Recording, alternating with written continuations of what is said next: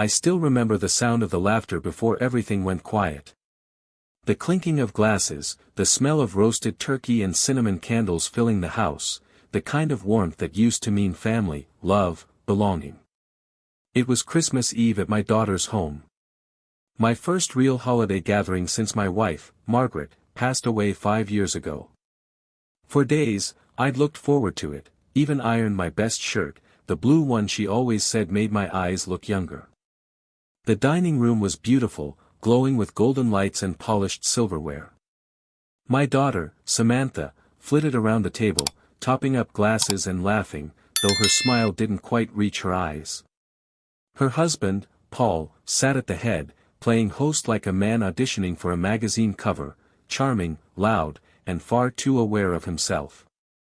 His parents were there too, elegantly cold, the kind of people who judged before they blinked. But I didn't care. I was there to see my daughter. Dinner was about to start. Samantha waved me over to the table, and for a moment, I felt part of something again. I took the seat beside her, smiling as she brushed my hand gently. Then, without warning, Paul's voice sliced through the air. Richard," he said, his tone sharp but dripping with forced politeness. "That seat's for my father." I blinked, confused. "Oh," I said lightly, "I didn't realize." "There's room for all of us, isn't there?" He leaned forward, his smile thin as glass. I said, "That seat is for my father." The room went still. Samantha froze, her hand halfway to the wine bottle. I could feel every eye turn toward me. "It's just a chair, son," I said softly, trying to ease the tension. "We can all squeeze in." But Paul's voice rose, sharp enough to cut through bone. "No, Richard. You can sit at the end, or not at all." My throat went dry. My daughter stared down at her plate, lips trembling, but she didn't say a word. And then, it happened. He reached out and pushed me. Not hard enough to hurt, but firm enough to humiliate. A shove that said, "You don't belong here." The laughter stopped. Forks froze mid-air. Someone gasped. I stumbled a step backward, steadying myself on the edge of the table. The sound of the wine glasses rattling seemed deafening. For a second, no one breathed. I looked around the table, faces pale, stunned, awkwardly pretending to find something interesting on their plates. Samantha still wouldn't look at me. And in that silence, in that unbearable silence, I felt something inside me break. Not anger. Not pride. Just a deep, hollow ache that spread through my chest like a crack in old wood. I straightened my jacket slowly, refusing to let them see my shame. My voice came out calm, almost too calm. "I see," I said. "Then I'll leave the seat for him." No one stopped me. Not even my daughter. I picked up my coat, nodded once to the room, and walked toward the door. My footsteps echoed across the marble floor.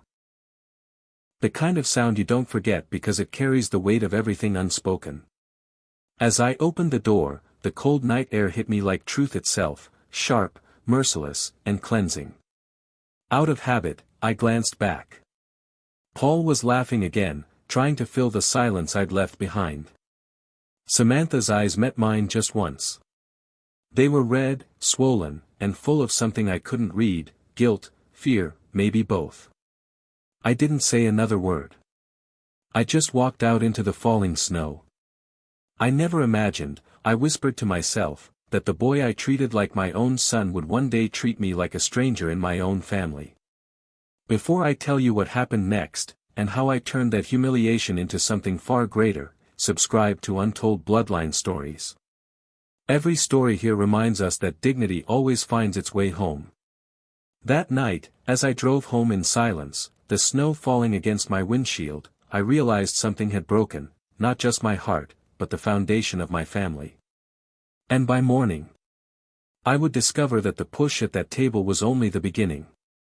When I got home that night, I didn't turn on the lights. The house was quiet, wrapped in the kind of silence that presses on your chest.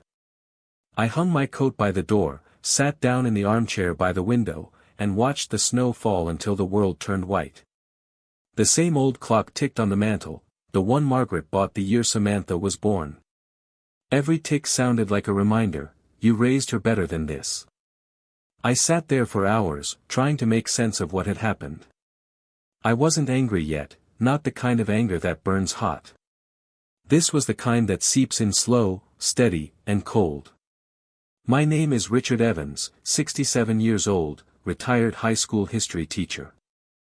I spent 40 years teaching kids about courage, integrity, and how history repeats itself when people don't learn from it. I never thought I'd be living that lesson myself.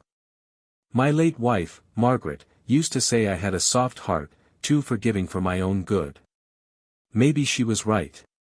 Since she passed, I tried to hold the family together the way she did. But without her, everything felt off balance. Samantha, my only child, had always been my reason to keep going. She was brilliant, the kind of kid who wrote essays that made you believe she could change the world. But after her mother's death, something shifted between us. She drifted into her own life, her own marriage, and I was left on the outside, watching through the window. When she married Paul, I tried to welcome him like a son. I paid for part of their wedding, even helped them buy their first house. I thought I was doing the right thing, giving them a head start, just as Margaret and I always planned. Paul was charming at first, but there was something slick about him, too polished, too practiced. He worked in finance, spoke in numbers and deals, and had a way of making everything transactional. The kind of man who smiled while keeping score. Still, I tried. I showed up for dinners, birthdays, even helped fix the fence behind their home one summer. But slowly, I noticed a change. Paul started making jokes, small, cutting ones, about old-fashioned men and retired folks who live off the past. Samantha laughed them off at first. Then she started repeating them. At first, I told myself I was imagining it. Families grow apart. It happens. But deep down, I knew what was happening. Paul was building a wall, and he was using my daughter to lay the bricks. I'd been invited to Christmas dinner only after months of silence. The text had come from Samantha, short and sweet. Dad, come for Christmas. It'll mean a lot to me. I didn't hesitate. I even bought a small silver locket for her, engraved with her mother's initials. I thought maybe, just maybe, the holidays would remind her of who we were. But as I sat there that night, coat still on, staring into the dark, I realized how wrong I'd been. That dinner wasn't a reunion. It was a performance, one where I didn't belong on stage. The humiliation replayed in my mind, frame by frame. Paul's tone. His hand on my shoulder. The stunned silence that followed. I kept asking myself why Samantha hadn't said anything. Why she just sat there, head down, while her husband pushed her father away from the table like an unwanted guest. It wasn't just the push that hurt, it was the betrayal behind it. Margaret's words echoed in my mind, "Don't ever let pride take the place of love, Richard." But what do you do when love is no longer returned? I stood up and walked through the house.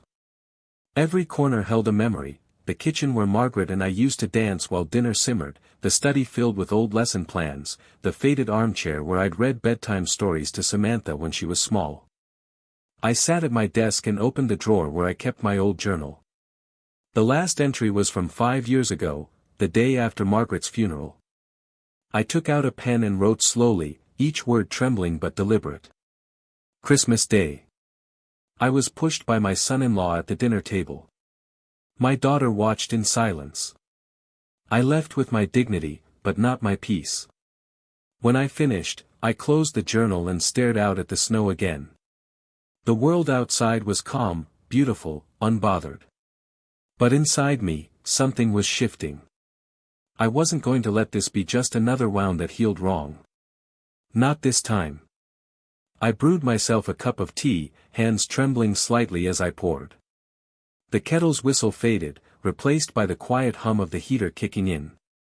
I sank back into the armchair, clutching the warm mug, and whispered to the empty room.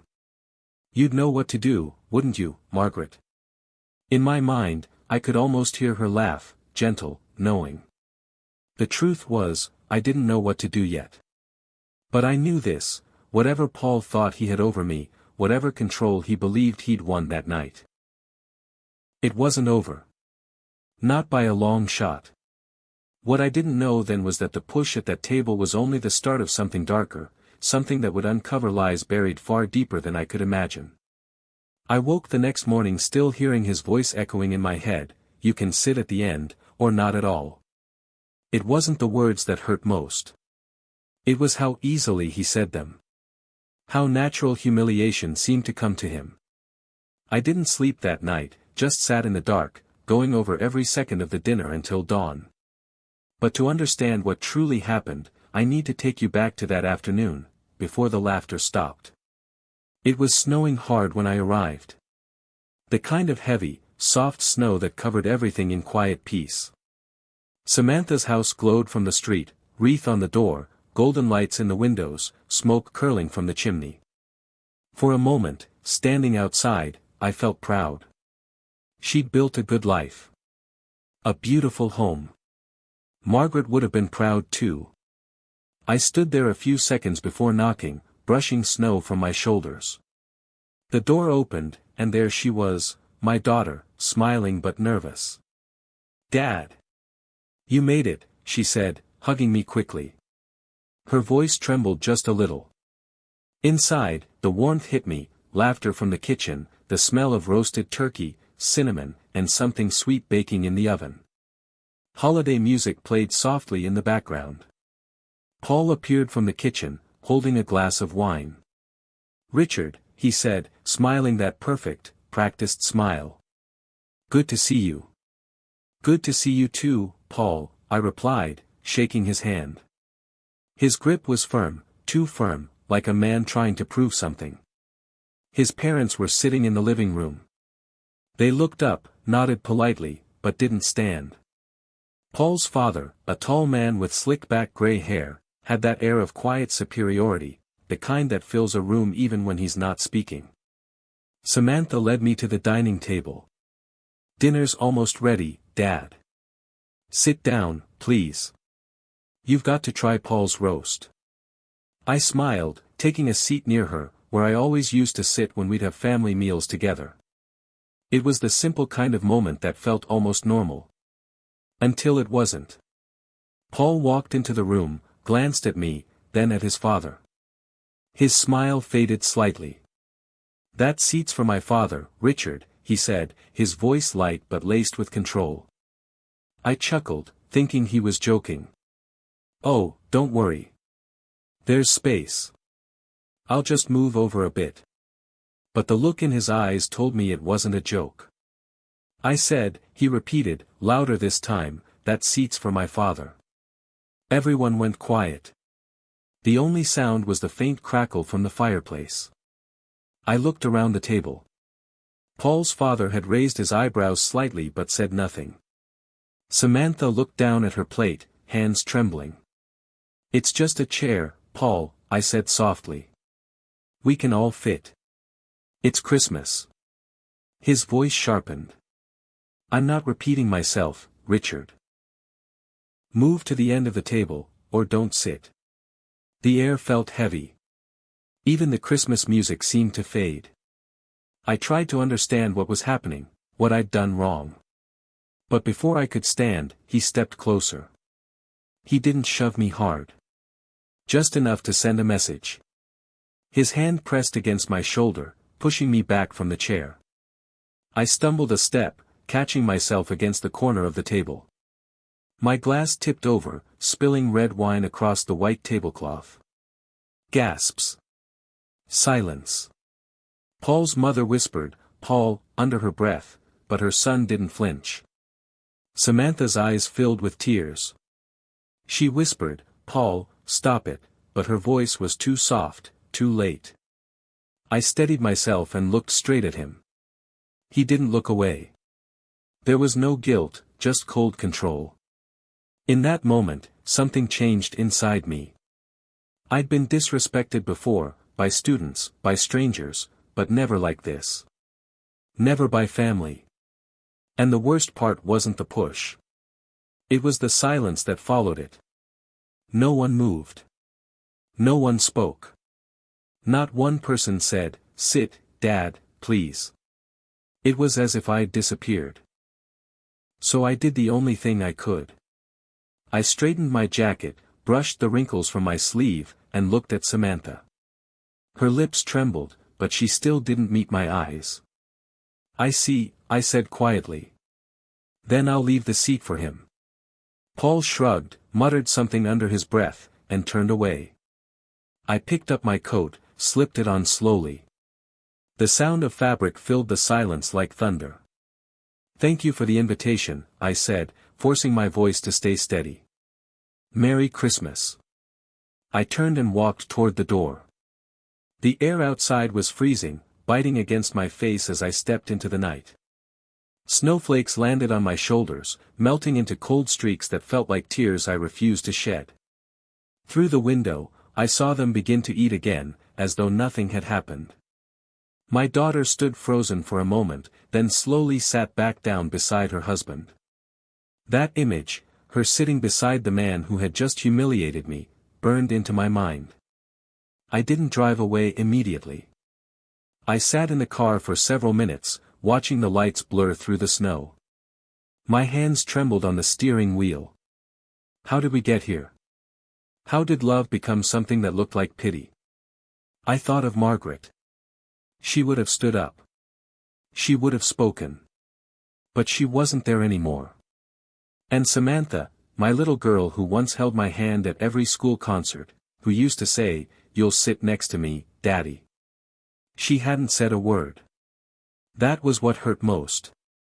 As I started the car, I told myself it was over, that I'd just walk away, leave them to their pride and pretense. But the thing about betrayal is, it never ends at the surface. It festers. It digs. And I would soon learn that the push at that table wasn't just an act of disrespect, it was a warning of something much deeper, something deliberate. Something criminal. Days later, I discovered that what happened at that table wasn't just about a seat.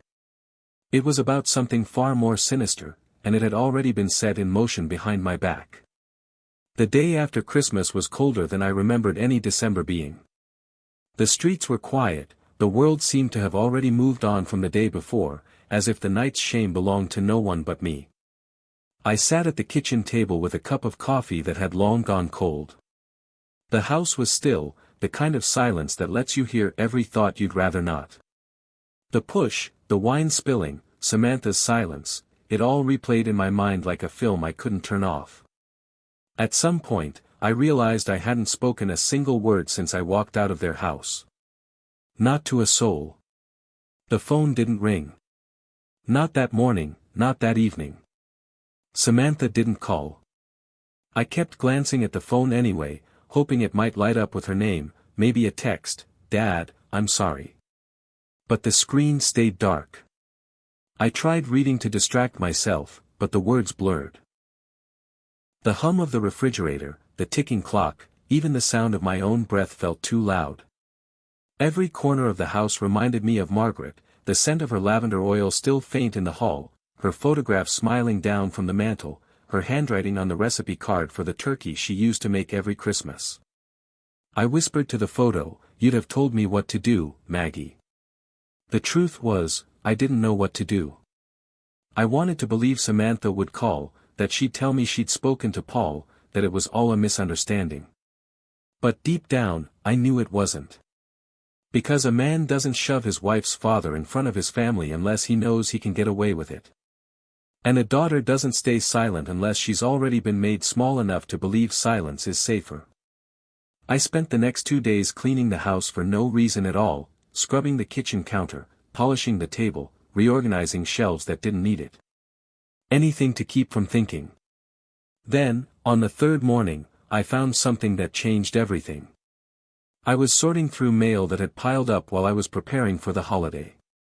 Bills, catalogs, and one thick envelope from my lawyer, Daniel Myers, a man who had handled my will since Margaret passed. Inside was a letter. The first line froze me. Richard, I received an inquiry last week requesting an update to your estate documentation. The request listed your daughter, Samantha, as your authorized contact. Please confirm this with me directly before I take any action. I read that line over and over. Samantha. Authorized contact. I'd never given her that authority. I picked up the phone and dialed Daniel immediately. He answered on the second ring, cheerful at first. Richard. Merry Christmas, my friend. How are you holding up? Daniel, I interrupted, my voice low. Did you send this letter? He paused. Yes. I didn't hear back, and I didn't act on it. But I wanted to be sure. Did you authorize your daughter to access or amend your estate documents? No, I said sharply. Absolutely not. He sighed. That's what I suspected. The request came from her email, but the language didn't sound like her. Too formal, too transactional. I was planning to call you after the holidays. I gripped the edge of the counter, the room suddenly spinning. So someone pretended to be her, I said slowly. Or she's being made to do it. Daniel hesitated. Richard. I don't want to speculate, but I've seen this before. Sometimes family members are manipulated. Sometimes it's coercion. It's best we meet in person. I hung up and just stood there, the phone still warm in my hand. The humiliation from Christmas night started to twist into something else, confusion, then dread. The push, the cold tone, the way Paul's father had looked at me with that quiet smirk. It wasn't just disrespect. It was something calculated. Something planned. I sat down at my desk, pulled out my old journal, and started writing again, like I had the night before. December 27th, Daniel confirmed there was an attempt to access my estate. Possibly through Samantha. Possibly Paul. I don't know which hurts more. I stared at the page, the ink blurring under my breath. Later that afternoon, I decided to drive by Samantha's house.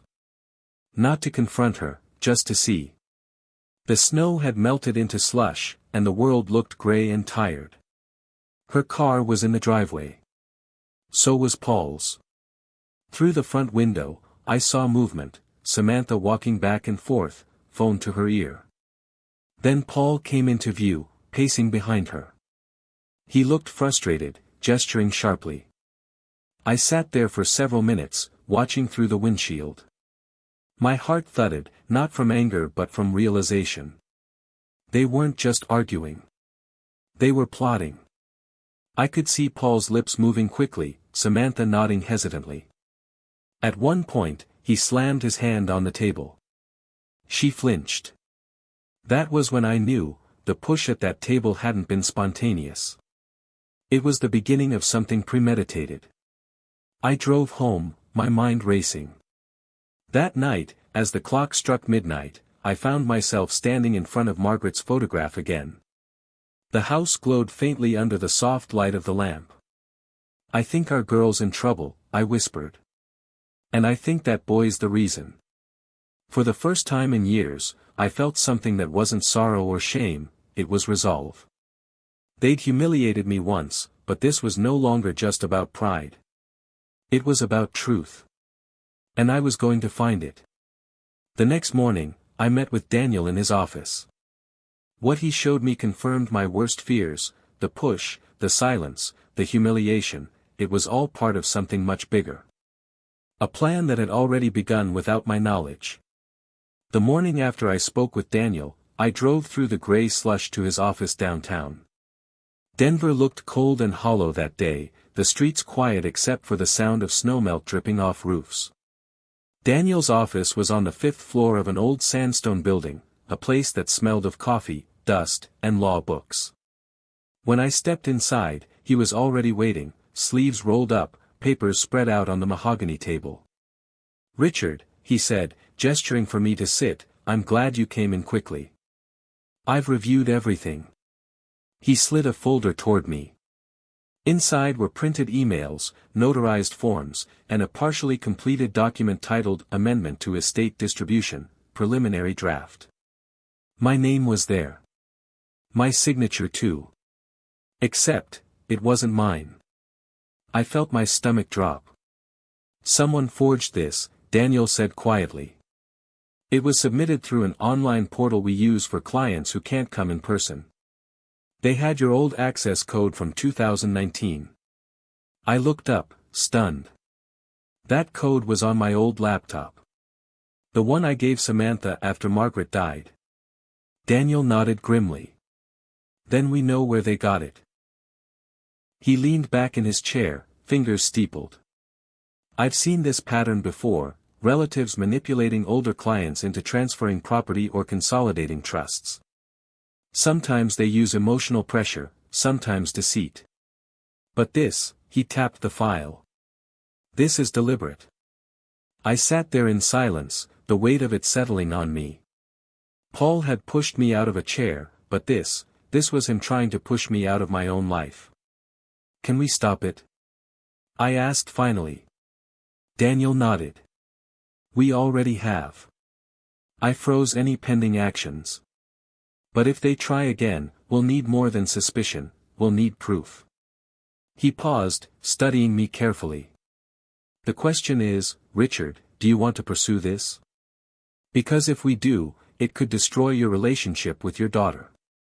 I stared at the documents again, the fake signature staring back like a betrayal carved in ink. She already destroyed it, I said quietly. That night, I sat at my kitchen table again, staring at the same journal that had become my silent witness. The house felt different now, not lonely, but alert, like it was holding its breath with me. I wrote. December 28, forged documents. Samantha's name. Paul's influence. This isn't just disrespect, it's theft, and it's personal. I closed the book, feeling something shift inside me. The kind of clarity that comes only after heartbreak.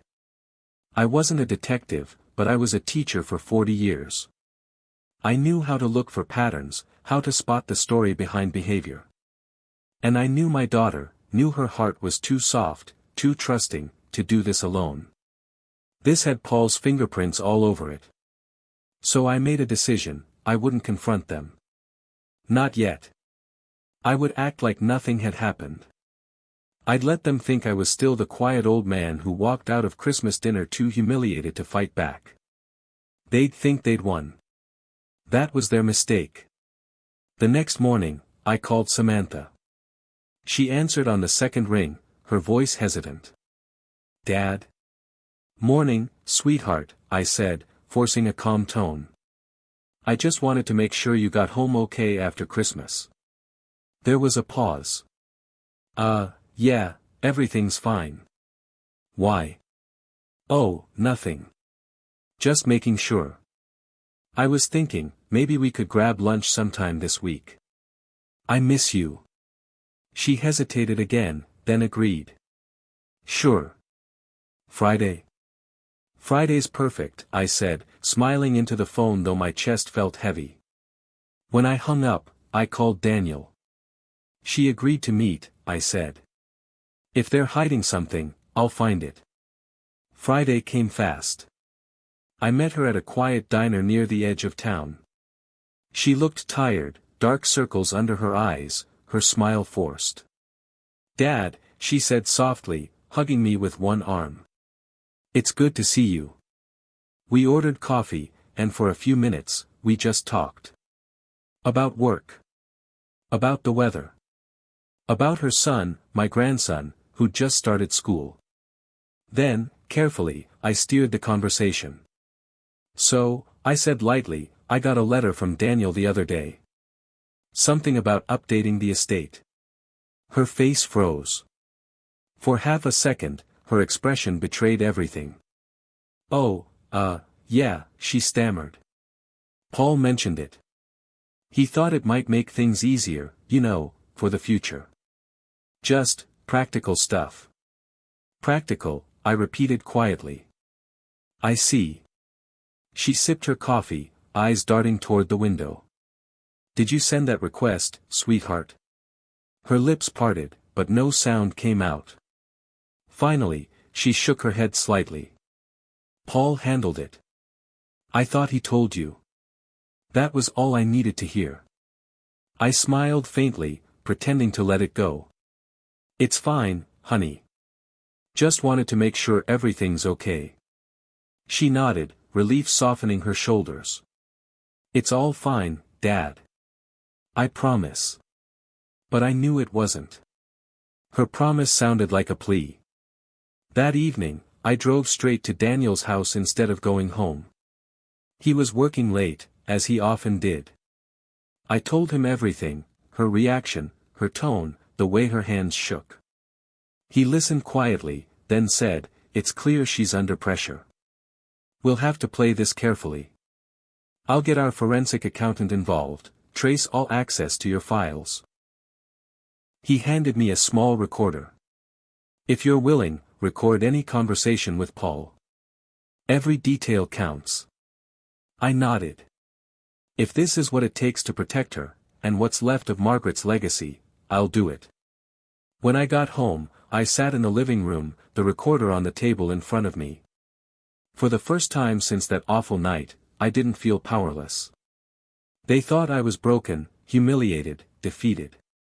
But they'd forgotten one thing: time teaches patience. And patience, when guided by truth, can build its own kind of justice. I turned off the lights, looked out at the snow falling again, and whispered into the dark. You always said to choose dignity over anger, Margaret.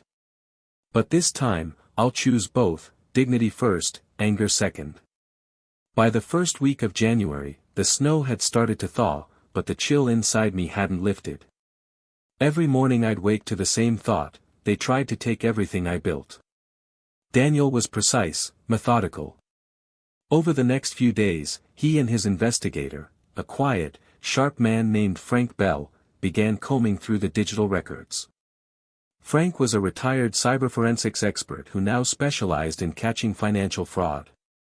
He visited my house one morning, laptop in hand, and said, "Mr. Evans, people leave fingerprints online even when they think they're being careful." He connected to my account, tracing the IP addresses that had accessed my files in December. Within minutes, he turned the screen toward me. "See that?" he said, tapping the screen. "This one's from your home connection in early December, legitimate. But these three," he zoomed in. "They're all from an address tied to your son-in-law's office. Someone there used your old login twice, and a fake email once." I just stared. So it really was him. Frank nodded. Or someone working for him. But from what I've read, he doesn't let other people touch his business. I sat back, the room spinning slightly. It wasn't speculation anymore, it was proof.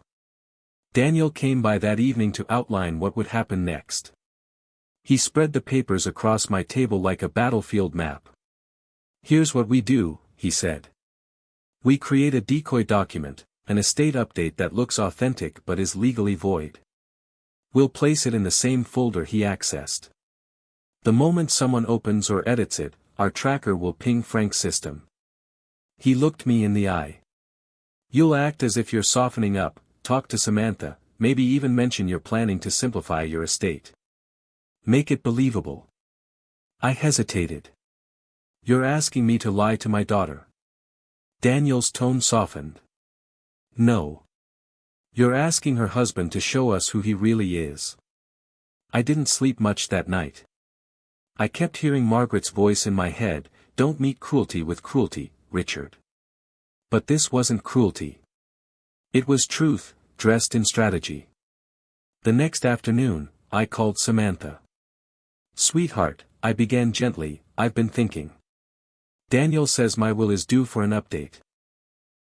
I might make things easier by transferring some of the assets into your name now. Less hassle later." There was a pause. When she spoke, her voice was oddly relieved. "Oh, that's really thoughtful, Dad. Paul will be happy to help with that." He said he could talk to the lawyer for you. I appreciate that, I said, forcing a chuckle. Maybe I'll have Daniel coordinate with him. When I hung up, my stomach turned. She wasn't even hiding it. I called Daniel immediately. She took the bait. He sighed. Then all we have to do now is wait. The next week crawled by. I went about my days as usual, grocery shopping, reading, feeding the neighbor's cat while they were away, but inside, every hour felt like a test. By Thursday, Frank called. "Mr. Evans," he said, his voice tight with excitement. "We got them. Someone accessed the decoy document from the same office as before. They downloaded it, modified it, and tried uploading it to a different server under a false timestamp. I've already copied the trace log." I felt the air leave my lungs. "So that's it. We have them." "Almost," Frank said. "We'll need one more confirmation, the same user attempting to transfer real assets. Daniel's putting the legal side in place. He wants to set up a meeting next week. You'll invite your daughter and Paul to come in and finalize the documents." The idea made my chest tighten. "You mean face them?" Daniel's voice came on the line then. "Yes, Richard. It's the only way. Let them dig their own grave in front of witnesses.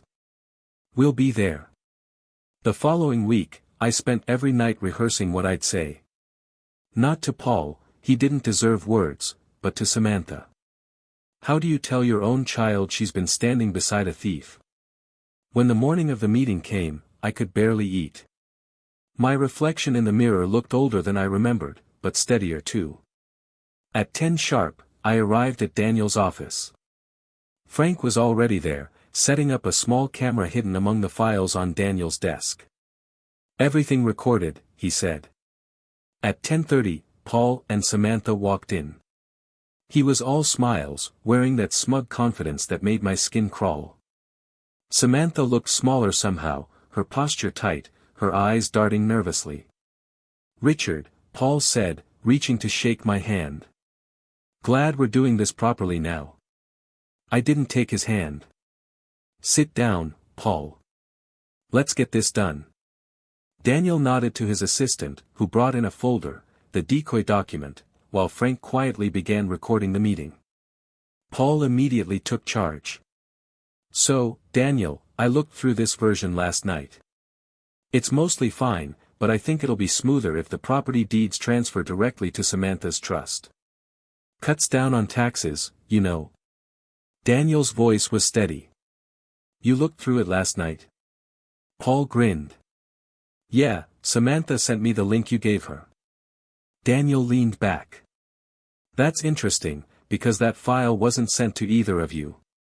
Paul's smile faltered. I stayed silent, watching him squirm. Daniel continued, sliding another folder across the table. "Here's the activity log from our system. Every access point, every edit. It shows a connection from your office on January 2nd, using Richard's old credentials. Care to explain?" Paul's face drained of color. Samantha gasped, her hand covering her mouth. That's impossible," Paul stammered. "There must be some mistake." Frank spoke for the first time. "No mistake. We traced it. You even tried to conceal the timestamp by rerouting it through a proxy. That's a federal offense." The silence that followed was suffocating. Samantha's eyes filled with tears. "Paul, tell me this isn't true." He glared at her. "Don't start this, Sam. You told me to handle it." She shook her head, trembling. "I told you to ask my father, not steal from him." It was the first time I'd seen her stand up to him. Daniel calmly gathered the papers. "Mr. Evans," he said to me, "everything's documented. You can decide whether to press charges." Paul slumped back in his chair, his mask completely gone. "You'll regret this," he muttered under his breath. I met his eyes for the first time since Christmas night. "No, Paul," I said quietly. You already will. Samantha began to sob. Dad. I didn't know. I swear I didn't. I believed her. But belief didn't erase the damage. After they left, Paul escorted out by security, Daniel poured me a glass of water and placed a hand on my shoulder. You did well, he said. You didn't lose your temper. That's rare. I nodded slowly. I've learned that dignity lasts longer than anger. He smiled faintly. So what do you want to do next? Let the law handle him, I said. But not her. She's already punished enough. That evening, I sat in my car outside their house again. Through the window, I saw Samantha sitting alone at the table, her face buried in her hands. The seat beside her was empty, just as it had been when Paul humiliated me. It struck me then, the seat that once symbolized shame now represented justice. The difference was who chose to sit there. I didn't knock. I didn't need to. The truth had already walked through their door, and it wasn't leaving. Paul's arrest came 2 weeks later. But what followed wasn't triumph, it was something far heavier. Because when justice arrived, it didn't just punish him. It forced my daughter to face the pieces of her own life that he'd broken. 2 weeks later, justice arrived, not with noise or fury, but with a phone call. I was in my workshop, sanding a piece of oak for a small cabinet when my phone rang. The caller ID read Detective Harris. The same officer who'd handled the fraud report Daniel filed after our meeting. Mr. Evans, his steady voice said, "We've made an arrest." I froze. The sound of the sander died under my hand. Paul Whitmore was taken into custody this morning, he continued. Forgery, attempted fraud, identity theft. We've confirmed he orchestrated the estate access and tried to liquidate 2 investment accounts in your name. We'll need your statement updated for the case file. I sat down slowly, breathing out a heaviness that had lived in my chest for weeks. Was my daughter involved? I asked quietly. Not directly, Harris replied. But we'll need her to testify about her knowledge of the documents. You might want to prepare her for that. When I hung up, I didn't feel relief. I felt something closer to grief. Justice isn't always satisfying. Sometimes, it just leaves a silence where the noise used to be. That evening, Samantha came to my house for the first time since Christmas. I heard her car in the driveway, the door slamming shut harder than it needed to. When I opened the door, she stood there, pale and shaking, clutching her purse as if it were armor. Dad, she whispered, eyes swollen from crying. Come in, I said quietly. She hesitated at the threshold before stepping inside, her eyes scanning the old family photos on the wall, the ones Paul always said I should modernize. We sat at the kitchen table. The same table where she used to do her homework while Margaret cooked. They took him this morning, she said, her voice breaking. The police came to the office. Everyone saw. I nodded. I know. Her lip trembled. He told me he was just helping organize things. He said you wanted him to take care of your finances. I swear, Dad, I didn't know he was lying. I believed her. But I needed to hear her say it. Did you sign anything he gave you? She shook her head. He wouldn't let me. Said he'd handle it through the legal guys. I thought he meant Daniel. She looked up at me, desperate. How could I be so blind? I took a deep breath. Because you wanted to believe the man you loved. I understand that. Tears spilled down her cheeks. I kept thinking, maybe you were too hard on him. Maybe you didn't like him because he wasn't like you. I looked at her gently. He wasn't like me, no. Because I never built trust on lies. The words weren't cruel, they were simply true. She wiped her tears. The police said there'll be a hearing next week. They want me to testify. I don't even know what to say. Tell them the truth, I said. That's all that's left now.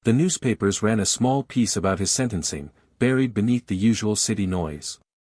To the world, he's just another man who tried to cheat his way through life. To me, he's the man who almost destroyed the very thing that defined me, family. But what the papers didn't tell was what came after. Samantha started visiting every Sunday. At first, it was awkward, short visits, polite conversations about work, the weather, her son's school. She'd sit across from me like a guest, not a daughter, careful with every word. The first few weeks, she'd bring small things, muffins, fresh coffee, a newspaper. One Sunday, she brought an old photo album. "I thought maybe we could look through these," she said quietly. We sat at the kitchen table, the same table where she once learned her multiplication tables while Margaret cooked nearby. We flipped through the photos, her high school graduation, our family trip to the mountains, her wedding day. When we reached that page, she paused. Paul's arm was around her shoulders, both of them smiling at the camera. She didn't say a word, just stared at the picture until a tear fell onto the page. She closed the album gently and whispered, "I'm so sorry, Dad." I reached across the table and placed my hand over hers. "You don't have to say it again," I told her. "Just promise me you'll never let anyone make you feel small again." She nodded, and for the first time in years, she smiled without pretending. Rebuilding trust isn't quick work. It's like repairing an old house. You don't tear it down, you replace one beam at a time until it stands steady again. We began spending more time together, grocery runs, small walks in the park, dinners that ended in long talks. She told me about her therapy sessions, about how Paul had isolated her slowly over the years, making her doubt her own instincts. "I thought keeping the peace meant keeping quiet," she said once, staring out the car window. I answered softly, "Peace built on silence never lasts. The truth always finds its way out." Then came the day she brought her son, my grandson, Ethan. He was only 6, all energy and laughter. The moment he saw me, he ran into my arms without hesitation. "Mom says you built this house yourself," he said proudly. I laughed. "Well, not all of it. But I did build that table." I pointed to the one Paul had once tried to turn into a stage for humiliation. Ethan climbed onto the chair beside me, the one I'd been pushed from months earlier. "Can I sit here, Grandpa?" For a second, the memory flashed, the shove, the gasps, the silence. But it vanished as quickly as it came. I smiled. "That's your seat now, buddy." And in that small, ordinary moment, something healed. Spring came early that year. The snow melted, the garden came back to life, and so did something in me. One afternoon, Samantha and I planted new flowers in Margaret's old garden, daisies, her favorite. The sun was warm, the air filled with the scent of wet earth. "Mom would have loved this," Samantha said, kneeling beside me. "She would have," I replied, pressing a daisy into the soil. "And she'd be proud of you, you know." Samantha looked up, tears in her eyes again. "I don't know about that." "I do," I said simply. "She raised you to face the truth. That's all any of us can do." We worked in silence for a while, the good kind of silence, the kind that fills the space between two people who have finally stopped pretending.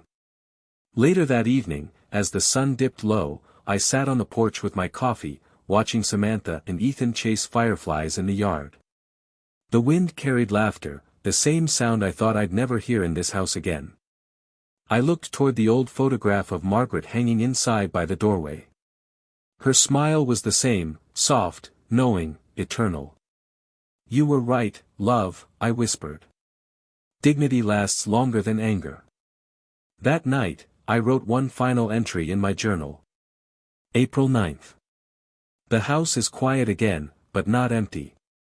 Samantha visits. Ethan calls me Grandpa with pride. Paul's gone, but his shadow doesn't live here anymore. I've learned that forgiveness doesn't mean forgetting, it means choosing not to let bitterness define what's left. Margaret's garden blooms again. And the chair at the table, once a symbol of shame, is now just a place where family sits. I closed the book and placed it beside Margaret's photograph. For the first time in a long time, I didn't feel alone in the house. The lights from the living room glowed softly, reflecting off the framed photo of the three of us from years ago, me, Samantha, and Margaret, smiling without knowing how fragile happiness can be. But even fragility, I realized, can be beautiful, because it reminds you how much every repaired thing is worth. When you've lived long enough, you learn that revenge doesn't always come with fire or fury. Sometimes, it comes with peace, the kind you earn by standing tall through every storm. A year has passed since that Christmas. Sometimes it feels like it all happened yesterday, the laughter, the shove, the silence that followed. Other times, it feels like another life entirely, one I only visit in dreams. The house is quieter now, but it's not empty anymore. The walls hold warmth again, the kind that comes not from people who stay out of obligation, but from those who come because they want to. Every Sunday, Samantha and Ethan visit. We cook, we laugh, and sometimes, when the wind hits just right, I swear I can hear Margaret's voice in the laughter of my grandson. It took me months to realize that what I lost wasn't just dignity that night, it was trust. Trust that had to be rebuilt one moment at a time. But we did rebuild it. Slowly. Carefully. Samantha has started teaching art at a local community center. She says it helps her feel useful again, that it reminds her she still has a life beyond the ruins Paul left behind. I'm proud of her. More than I can say. Last Christmas, she invited me to her home again. I hesitated at first. The memory of that night still haunted me, the sharp words, the sound of a chair scraping the floor, the humiliation that followed. But she looked me in the eye and said, "Dad, please. Let's make a new memory." So I went. The same table stood in the same place. But this time, there was no tension, no pretense. Just family, Samantha, Ethan, and a few close friends she'd made through her art class. Before dinner, Ethan ran to me, pulling me by the hand. "Grandpa, you sit here," he said, pointing to the chair at the head of the table. I froze for a moment, staring at that chair, the same one that had once carried humiliation. Samantha's eyes met mine, soft and knowing. "Please," she said quietly. "That's your place." So I sat down. The chatter, the laughter, the smell of food, it all washed over me, not like a haunting memory, but like a blessing returned. Halfway through dinner, Samantha raised her glass. "To new beginnings," she said. "To the man who taught me that silence isn't weakness, and forgiveness isn't surrender." Everyone raised their glasses, even little Ethan, who sipped from his juice with a grin. I didn't say much, just nodded and smiled. But inside, I felt something settle, a peace I didn't know I'd been chasing all year. Later that night, after everyone had gone home, I stood outside under the cold December stars. The garden was quiet, the wind carrying the faint chime of the old bell Margaret had hung by the porch. I thought about how strange life can be, how the very moments that break us are the ones that reveal who we truly are. I had been humiliated, deceived, nearly robbed of everything I built. But what I gained was something Paul could never touch, the strength to live without bitterness, and the grace to forgive without forgetting. Justice had done its work, but peace had done something greater, it had restored what the law could not. I still keep the journal I started that night. Its last page is filled with words I wrote on Christmas Eve this year. Pain leaves scars. But scars remind us that healing happened. I was pushed down once, not by a stranger, but by the man my daughter loved. I rose not to strike back, but to stand tall again. That is the difference between revenge and justice. One feeds your anger. The other feeds your soul. When I finished writing that, I closed the journal and placed it on Margaret's old nightstand. Her photograph still rests there, framed in oak, her smile timeless. I looked at her and whispered, "We made it through, love. The house still stands." Moral takeaway. What happened to me wasn't just a story about betrayal or greed. It was a story about endurance, about learning that strength doesn't come from fighting louder, but from standing taller. When you live long enough, you see the patterns. People will test your patience, your kindness, even your silence. But if you hold on to your integrity, the truth always circles back. Dignity doesn't need to shout. It just needs to endure long enough to outlast deceit. If stories like this one remind you that wisdom always wins, that even after betrayal, truth and dignity can rebuild what's broken, then subscribe to Untold Bloodline Stories. Every week, we share real-life tales of resilience, justice, and redemption. Because sometimes, the most powerful revenge isn't anger, it's peace earned through patience and self-respect. Subscribe, share your thoughts in the comments, and remember: the best revenge is a life well lived, with your integrity intact.